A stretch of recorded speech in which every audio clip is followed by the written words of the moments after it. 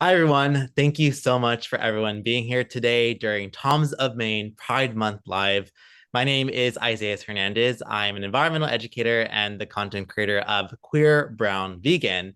And I'm part of the mentorship program in Tom's of Maine Incubator. The incubator program was created to propel the next generation of environmental solutions. And I've had the honor of mentoring some of the amazing Gen Z voices. And today, I get the special chance to connect with another BIPOC leader, Des Ramirez, who is the BIPOC Conservation Director at Wild Diversity. Thank you so much again, Des, for being here today. Thank you. So excited to be here. Yeah, I'm really excited just to chat with you just because it's so important to have these intergenerational conversations. And I kind of wanted to start off from the first question. If you can tell us more about Wild Diversity and the role the organization plays in creating safe spaces for the LGBTQ community to get into nature and embrace the environment on their own terms. Sure. Thanks for having me. Des Ramirez, I use she, they pronouns, and I am the BIPOC Conservation Director at Wild Diversity. We are a nonprofit based in Portland, Oregon, and we serve the Black, Indigenous, people of color community, as well as the queer trans community. And we focus on outdoor experiences, leadership, recreation, and education in Oregon's beautiful, wild landscape that we live amongst. We also provide educational experiences for youth and BIPOC youth. So that's a little bit about the organization. What are the different ways that we provide safe spaces for the LGBTQ community in the outdoors? I would say that we really focus on community cultivation, and we really focus on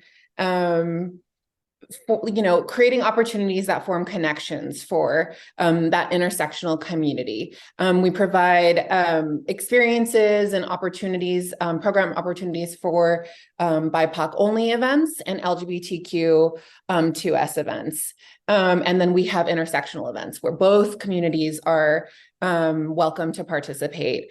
So we really create these kind of micro affinity spaces where people can show up, let their guard down, let go of any anxiety they might feel about being outdoors based on past experiences, based on preconceived notions, based on misconceptions, stories, news headlines. I mean, there's all sorts of things out there that are scary for everyone, particularly vulnerable and marginalized, historically marginalized communities like our own. So we really kind of focus on these meeting these smaller spaces where we're meeting people where they're at, and they get to show up just as they are with whatever skill set that they're bringing to that table for outdoor recreation or experience.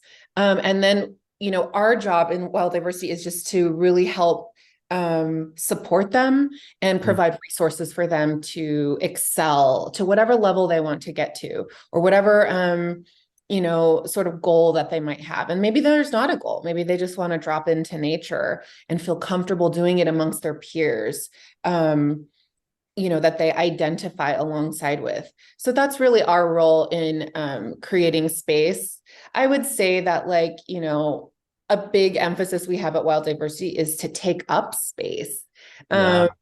Yeah, I mean, there's just been a huge movement over the last 6 or 7 years on a lot of BIPOC and, queer trans folks just really starting to advocate for themselves and say, I belong here, I've been here, and I want to take up more space outside and feel myself and not have to code switch or identity switch or mask certain parts of myself to be out here. And we're all about that. We're all about that empowerment. We're all about that liberation. So that's a little bit about that piece of our work. Yeah, no, I love that. And I think as someone who's a queer environmentalist, it's super important to design spaces that are safe. And like you mentioned, historically, how segregation has really affected many Black and Indigenous communities, of them having access to green spaces, or queer and trans communities feeling the need that they may face violence if they're alone. And the community aspect means so much to me because I'm someone who also went to the outdoors a lot in college with queer and trans friends, and that developed a connection with me to be able to feel safer.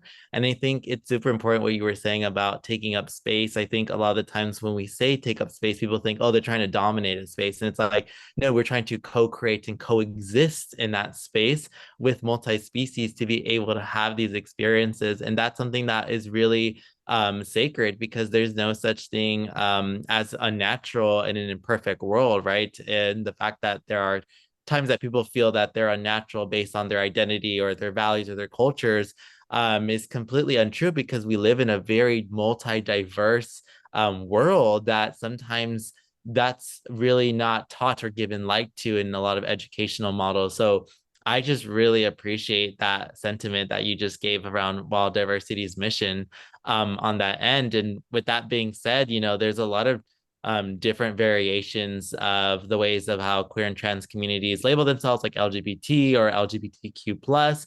And something that you mentioned was around LGBTQ2S plus. And I think a lot of people don't really sometimes understand what 2S even means. And so I was wondering if you'd be able to talk more about that, and what does that mean in your organization to recognize the 2S component? Sure. And there's so many different acronyms right now, and they're always changing. It's always, the movement's always changing so fast all the time. As an organization that serves, these two communities, the BIPOC community and the LGBTQ community, we are built upon intersectionality. That's just a heartbeat of the work that we do, and recognizing the nuance of identity and the way people express it, and the way people present, and the way people prefer to be addressed. And so we're constantly just adapting and moving, and just being curious and respectful of where people are at and what they're comfortable sharing. Mm-hmm. That being said, we recognize that acronyms don't fully encompass the identities and experiences of our community. And we do use 2S, which stands for Two-Spirit, to recognize and honor the Two-Spirit Indigenous identities that have existed way before Eurocentric binary narratives. And that's a little bit about what that's about. There is, I think something that's unique for our organization is being based in Portland. We do recognize that the queer spaces were dominantly white for so long, and they don't look that way anymore. And so we are making sure to address that, and also acknowledge, I think queer identities before, we had newer language to talk about it. Two-Spirit is such a sacred identity for the folks that, identify in that way. We have a huge Indigenous population in the urban center of Portland, and we definitely want to feel like we are super inclusive and acknowledging and opening our space in that way to people that identify as that. Yeah, absolutely. And I think with Two-Spirit folks, that's when I learned about it in college, is that some of them denote it as masculine, feminine energy, but not in a gendered way. And when you learn about Two-Spirit people, Indigenous people that still live today and have existed in history, those are example of queer environmentalists, part of that community that have been tending the land. And these are sometimes what I would say lost queer ecological histories that are not mentioned in our world, because I think for a lot of dominant LGBT spaces, they just think, oh yes, I believe in climate change, I know it's real, but I don't know how I'm a part of this environment. And you start to read protecting your community means you're a part of the environment. Protecting a living system and caring for other living beings in this world is an environmentalist to me. So I just really love that. And I think one of the things that, Wild Diversity talks about in Portland, is the kind of the how climate change impacts LGBT communities. Can you share some examples from your experience of how that affects our communities in the ways that they even interact with outdoor spaces? Yeah, definitely. I mean, the truth is that like climate change affects everyone, no matter, what your identity is. And at Wild Diversity, we recognize that like our most vulnerable and marginalized communities can often feel the impacts of climate change first, whether it's through displacement, climate grief, like a lack or cutoff of natural resources, environmental health impacts, and economic disparity. Those are some of the things that we're witness to, as far as like communities and people that are impacted by climate change in our urban center. And we see this just as a really huge intersection that's impacted by the effects of climate change. So I think to like a perspective that we hold at Wild Diversity is that, at the center of this, form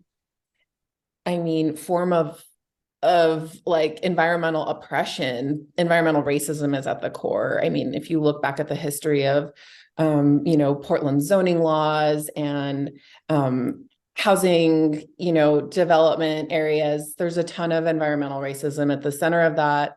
And it's really kind of interwoven into a lot of the work, anti-racism work that we do, and a lot of the educational work that we do. It's so much more than what meets the eye. So that's just sort of the way we address like how climate change impacts the LGBTQ and BIPOC communities. Yeah, because I think, something that you mentioned right now is how they are part of those frontline communities that are already being impacted. And if you look at data of those of people who face homelessness, but specifically homeless youth, a large percentage of them identify as LGBT. And so we all know that the climate crisis is affecting a lot of marginalized communities that are already in poverty-stricken areas. So that means that they're more likely to be suffering under wildfires like that happened back in 2020 when Portland sky was all gray, or flooding that happens now due to uneven weather patterns that are happening. And these are all real examples of how these communities are really surviving these horrific conditions on that end. And one of the things that is so important to be able to address this and to find solutions for those who have experienced that type of trauma or anxiety from the climate crisis is being able to reconnect them back to green spaces, like you said. And I think, for the average person and persons that may be allies, they sometimes ask me, like, what are ways that we can get access to green spaces and help the LGBT community? Because those are things where I think a lot of people want to help, but don't know how to ask the right questions. So what would you tell them? Ooh, that's an interesting question. I think that like um what's my answer to that? I think that like when people ask questions like that and they want to like allies want to step up and help and show up in that way, I think one of the first things that we would ask, at our organization is like, check in with people like, well, what does it look like to you to do this kind of work? And Yeah. have you checked in with yourself about this type of work and your relationship to it? I think, bridging gaps and receiving help and support from allies is a wonderful thing. And I think it's even more wonderful when those folks are aware and conscious of all of the complexities that exist in these communities, and that there is no monolith for experience here. It's very unique and nuanced. And I think a lot of this kind of help and support starts with like a relationship with yourself first, and like really kind of unpacking where you're at, in relationship to supporting and advocating for BIPOC and queer trans communities. That's just sort of I think that's one approach that we take at Wild Diversity, and that's like something we encourage, our community, our supporters, to just constantly be evolving on, is like, where are you at with the work on yourself first and your own perspective? Because, right, you could come in with a good intention, but your impact might have a negative effect if you're not quite like,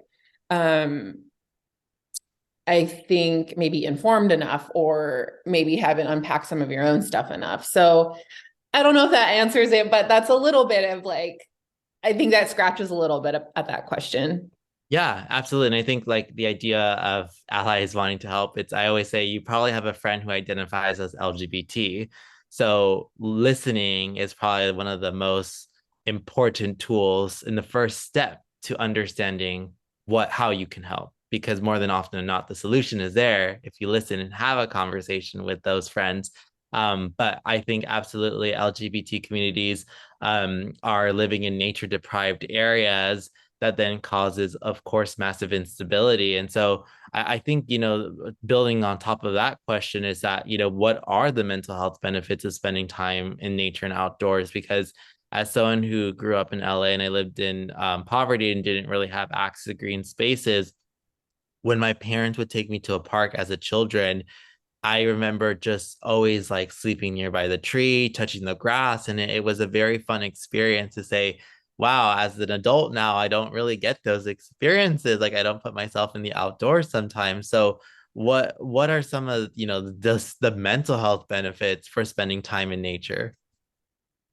There's so many. And I really feel like with our community that we serve, a huge percentage of those folks are showing up for the mental health benefits. It's like something that's been totally recharging and healing, and people are showing up and saying like, oh, I need this so bad. Like I needed this so bad today. People that are doing like extractive jobs, but meaningful jobs, or stressful jobs. But like they're also fulfilling in some ways. So people are like, I think what we offer are multiple opportunities to show up and just really drop into outdoor and green spaces. And if you want to accelerate that to a different level and you want to be using your body, or you want to be strategic with, trails or survival skills or wilderness skills, like we're here for that as well. I think that like, there's just so many benefits for our communities getting outside. I know that, we have participants come to our events and they are just really ready to like decompress and feel safe to maybe process some anxiety or stress that they've been carrying with them, whether it's from their professional life or their personal life. And, if you were to go to like, I don't know, your average outdoor event for an outdoor recreation group or like a nature ecology group, the chances of you being asked in the opening circle, like, what are your accessibility needs? And like someone sharing that openly about what they are very slim. Like, I think it depends on what spaces you're dropping into. If you're, a queer BIPOC person and you're showing up to a dominantly white outdoor event, you're not going to let down in that way. And that's okay. Like that happens on a regular basis, but it also feels so good to be able to do that when you are in the spaces you feel comfortable doing it in. And I would just say like, that's been one of the most meaningful parts of our work that we do at the organization, is to really see people see that like what we're offering program wise and mission wise is really offering folks opportunities to just like go deeper with themselves and really kind of like release and process like trauma and like really hard life stuff. And just that experience and that immersion in nature can be so cathartic for people. And then they come out and they feel great and they feel like strong, or they feel clear, they feel like energized again. And then they're like, okay, I can't wait to do the next event. I can't wait to come back for more. So for me, that's just such a huge, that's like an emotional touch point for me in my work that I do. And it also was like hits on a personal level. When I moved to Portland over 10 years ago, I also grew up in an urban center of Los Angeles. And, I liked outside. I liked being outside, but I did not grow up doing it. Yeah. And I just started to get after it, and it was really intimidating. And I felt like a really big nerd trying to figure out like what kind of gear to have and not being prepared well enough sometimes. But you learn, and you also learn to let go of like the self-judgment in that process. And then you find your groove and you're like, wow, this is so therapeutic for me. I feel so healthy. I feel so clear in my mind. Um, and it just kind of becomes like this rhythm in your life. So I think like the mental impacts of being outside are just endless.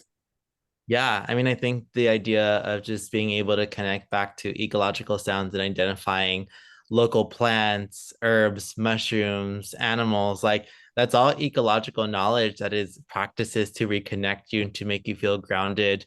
And I feel that, as myself getting back into foraging for mushrooms, that's been a really unique way to see fungi as a metaphor for my queerness and to really feel safe in those aspects of like, even though we may not speak the same language, we are we are rooted in the same world, and that makes us connected. And there's always a funny story that we're more closely aligned to fungi than plants, I believe, as humans, which is a very cool fact. And I think one of the things I always do, and I always really want to be transparent about, is that safe spaces for LGBT communities in the outdoor spaces, because living in certain states, urban versus rural areas, is always such a different landscape. And as someone who, has the privilege of being presented as queer, cis male, and sometimes can be passed on as a straight male, if I'm just walking in the outdoors by myself, I have that privilege and I have that protection. But sometimes I get pushed back and people are saying, well, no one's blocking the outdoors. You can just go into it, whatever you want. But a lot of queer and trans communities are saying, hold up, this is not a safe space for us. And I think, it's obviously, the barriers and the issues that people have access to get to these spaces are sometimes obviously external battles, but also internal battles of those who have had trauma or violence inflicted on them. So how do you think, we can address these safety concerns from both an organizational standpoint, but also help push policy or other groups to engage in these types of conversations? That's such a good question. And it's such a deep topic for sure. I mean, that's something that we've gone so deep into in this kind of work in Oregon. And, fortunately, I think in the place that we live, we've been heard, like that advocating has been heard, um, and it's been recognized on many levels. And we're really fortunate for that. We're in the Pacific Northwest. It's a different, it's a different kind of place up there.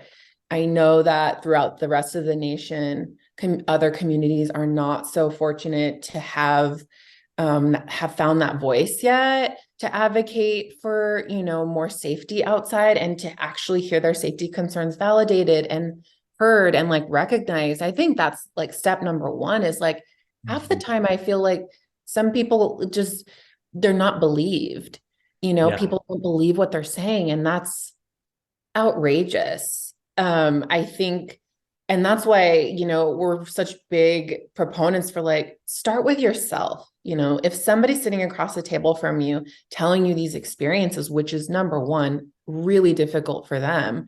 Number two, they're not sure if you're going to believe them. And then number three, if you don't believe them, then we like perpetuate this cycle of like disconnect and imbalance in these kinds of like interpersonal dynamics and these issues. So I just think that like it's really hard work. This is long game work. This is going to be like for our lifetimes and the generations after us. And I think that, you know, if you're on the other side of one of those conversations where people from these communities are coming to you and saying like, I don't feel safe and this is why, the best thing you can do is just stop, set aside your own judgments and just listen and believe this person because this was part of their life experience, whether it's unfathomable to you or not. I think that's a huge step forward there. And once, you know, I think that groups that are advocating for more safety outside, like the LGBTQ and BIPOC communities, you know, I think there's a lot of power in numbers and there's a lot of power in connection there. And like hearing each other, seeing each other and feeling like someone is going to listen and someone is, you know, this is gonna go somewhere. I think there's a lot of like energy in that kind of momentum as well. So I would just encourage folks that are organizing and advocating in that way to not give up. And there are going to be really hard days that feel impossible. A lot of aspects of environmental work feel, and, you know, race-based work feel really impossible, but this is work that's change work. It's like revolutionary, and you have to find the places where you can recharge and restore yourself so you can keep showing up to that, because it can be very extractive and exhaustive.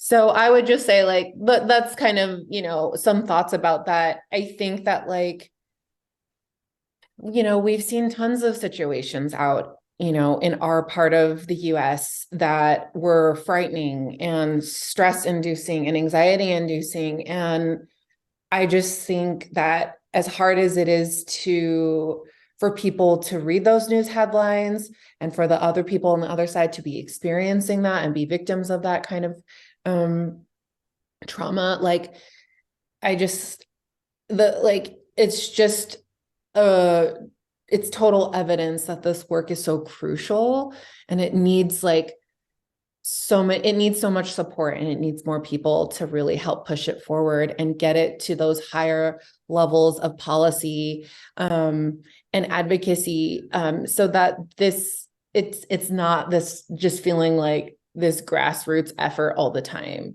This definitely is kind of like work that should be accelerating to the highest levels of you know, I don't know, decision making and impact. So those are some thoughts there. And, you know, at Wild Diversity, just sort of a closing thought on that question, you know, we're always thinking about the safety concerns for our community. It's like one of the number one things that we go in with when we're training people and when we're cultivating our seasonal adventure guides.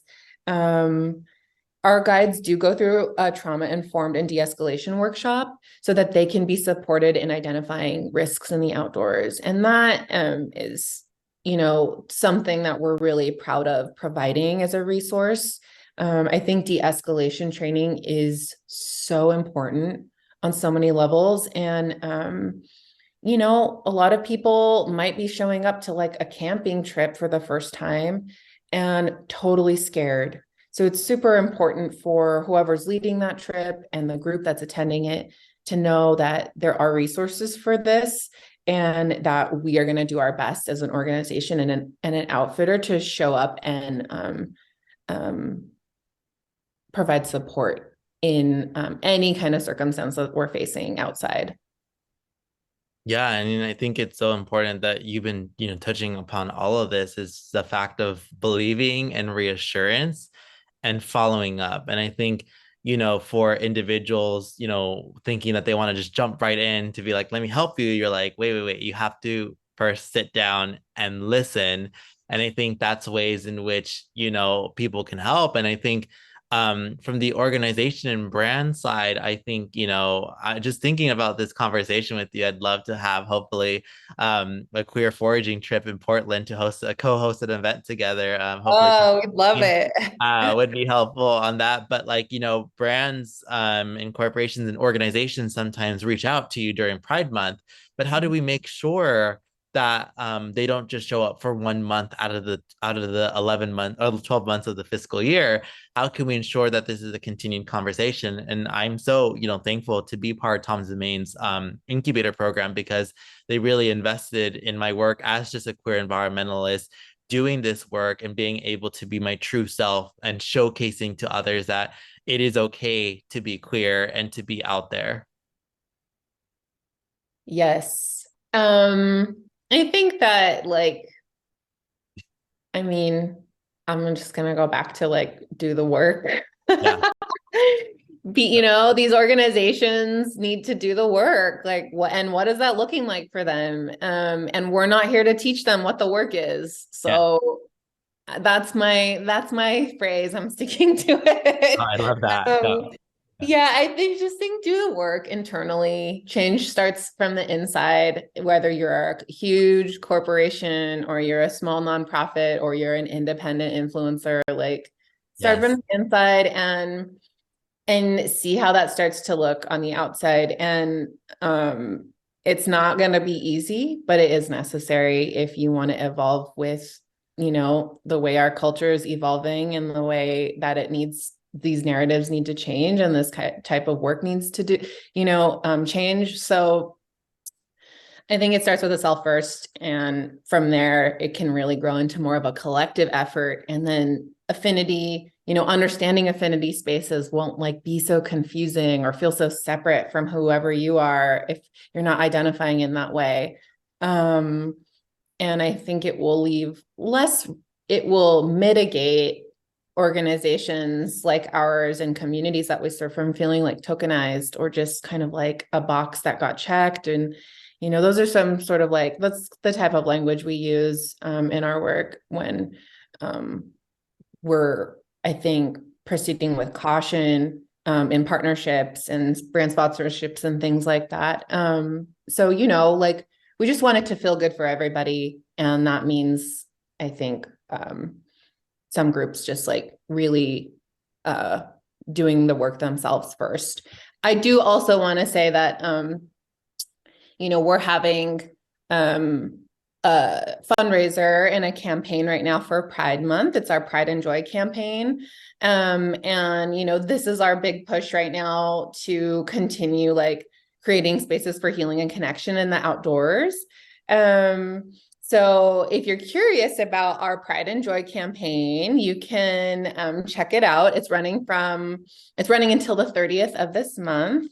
And you can visit wilddiversity.com for more info on how to kind of tap into the peer-to-peer fundraising or just outright support us. You can also see a lot of our work, very exciting, adventurous, colorful work at Wild Diversity on Instagram. So just be sure to check us out. Yeah, no, absolutely. I mean, everyone, please make sure after this to go over to their website, because what Wild Diversity does is serve so much youth in this space and in the movement. And I think, seeing organizations like Wild Diversity, I really wish it would have existed when I was maybe in my younger years as a teenager, because I was just I don't know anything other than tree planting organizations in LA, which are great too. But I just was I don't really get an experience to share my identity and values. And a lot of young people are probably going to be watching this and wanting to ask how do we create how do they get involved in the climate space when they don't know where to start? Great question. And I fully agree with you. I wish climate marches existed for youth when I was in middle school or high school. I got to march in one of the climate marches across the Hawthorne Bridge in Portland a couple years ago. And that was just wild. It's Yeah. all these youth were there with their parents and their caretakers and their friends, and they're like on the loudspeakers and marching with banners. And it was so electrifying to be a part of that. So I think there's more opportunities than ever right now for youth to get involved, like in climate work, in ecological learning, in outdoor leadership. Go look for a climate march and see if, like you can go with your friends or your parents will take you, or you can, if it's safe for you to attend on your own, if you're old enough. Like those are really wonderful ways, I think, to just kind of like feel that energy and just like observe, and also just understand like what people are feeling so passionate about and what they're there for, what they're fighting for. Well, diversity, you're right. I mean, there's like a ton of youth programs out there, I think, to connect youth to the outdoors at a younger age so that they can, the ultimate goal right there is to like ultimately help facilitate this relationship, so that they essentially would want to grow older and have this great relationship in nature. That's the hope. I also think that it's just great to create, aside from that being like a goal, I think it's just great to create like touch points on any opportunity for youth to get outside and not be like, well, what's this for? Like I'm bored, or like, what's the point of this? Like, those are educational opportunities for like leaders like ourselves to just check in with youth and the younger generations and be like, hey, let's check in. Like, this is what we're here to do. This is what we're going to learn today. And like, here's some other options too, if this main activity doesn't feel good for you, or doesn't like, or if you don't connect to it. Anyways, just some thoughts on that. But like Wild Diversity just launched their youth ecology series. We do a youth ecology program at the end that we launch at the end of every spring, and it goes into the summer. And we're working with all kinds of amazing youth groups and school groups in the Portland metro area and surrounding areas. And we're getting these young people out on the water for paddling, for hiking to waterfalls, foraging, plant Oh, identification, yes. all kinds of, ecological learning. We definitely incorporate like some conservation perspectives in there, and conservation touch points, and just try to provide like a good feeling environment, and like really try to have a positive influence on our younger generations in that way. Like, and I think that modeling is really crucial in those environments. And it's also a great opportunity for you as a grown-up to remember why you love this work, and then like share that energy with younger people. And then be curious about like where they're, like, what do they think? How do they feel being outside? Like, what senses are they using? Like, what's interesting out here? And again, going back to the mental health component, huge positive impact for youth, on the mental health piece, spending time outside and learning more about it. So, yeah. Yeah, no, these are all amazing goals and initiatives and values that for young people to inspire. And I always tell young people, I always ask questions. Do not be afraid to use your voice and to continue to innovate and create, instead of disempowering yourself through that process. Because I know it's a very stressful time for everyone, but there are mentors like us, like you, Des, like me, like, we are in this space doing the work together. And that's what makes us stronger on the end. So thank you so much again, Des, for everything about this conversation. The initiatives that Wild Diversity does is so amazing. And please check out Wild Diversity. Everyone, I really recommend this. And I just want to say thank you again for Tom's of Maine for powering this conversation for us to be able to meet and to be able to discuss more about why LGBTQ plus communities matter when talking about the climate crisis. Thank you so much. Yeah, thank you.